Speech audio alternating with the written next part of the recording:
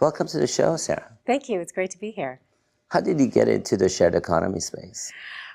Well, I think the first foray into it was probably just using other shared economy platforms and understanding how people were starting to use the assets that they already had. And for me, I find that one of the biggest things that really I guess gets me upset is the amount of waste that we have in this world.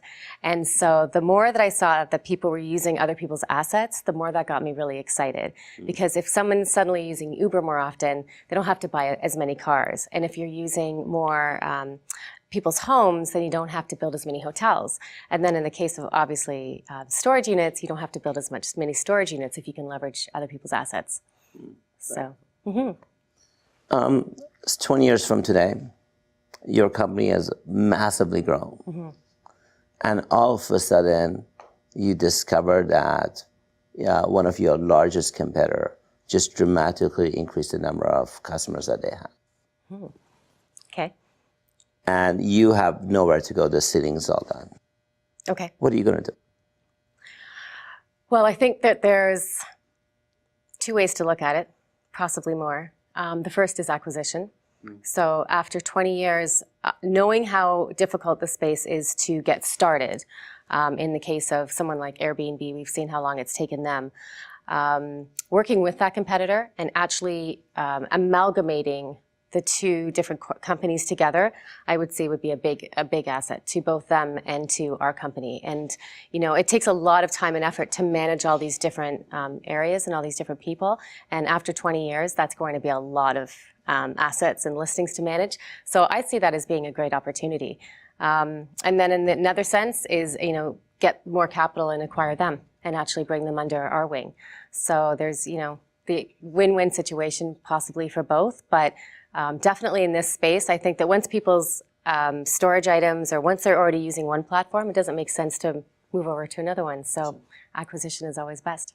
What are the biggest fears and frustrations for somebody who's at your stage right now? Well, capital is always the most difficult because capital means that you can't hire, or lack of capital means you can't hire more people. So our time commitments are extremely difficult right now. We're spending a lot of time working on our business, but also we need to work in our business. We're part of an accelerator program right now, so that adds a whole other layer of complexity to it when you're supposed to spend 5 hours a day working with your mentors. So I would just say it's a capital, and at this phase too, there's a lot of unknowing. You're paving a way that hasn't really been done before, and there are so many opportunities in this space, and it's really finding that right path as to how you're going to go in and then conquer.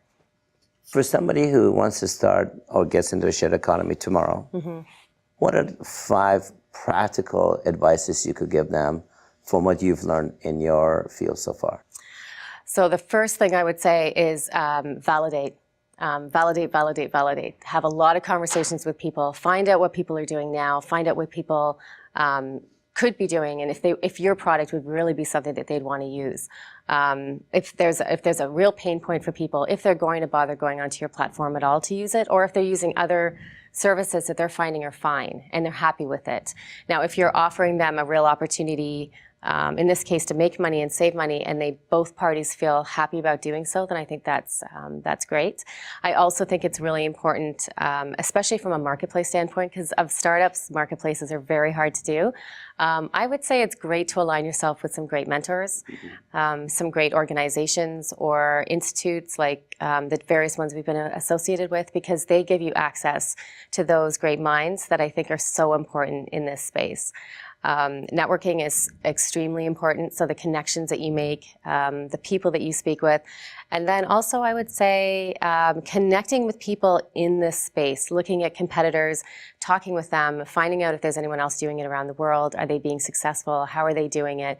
And is there a space for you, even if it's already been saturated? Because there may already be lots of competitors in that space. So I don't know if that's 5, but. 6 months from today, where do you want to be because you participate on this show?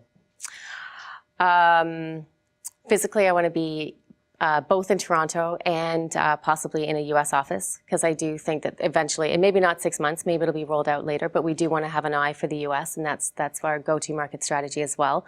I want to have a team of at least 6, if not 8 people. We want to fill out our development team. We also need some people that can assist us with, I guess, the sales or the business development of this. I want to see the 3 co-founders, myself included, doing a lot more high-level conversations, having more of those great networking opportunities that we love to do, and not necessarily be as involved in the weeds. And I want to see our company thriving. I want to see more and more people come onto the platform, sharing their space, and making it about being part of a community where a neighbor is helping a neighbor. Awesome. Thanks for being here. Okay, thanks so much. Take care. Okay.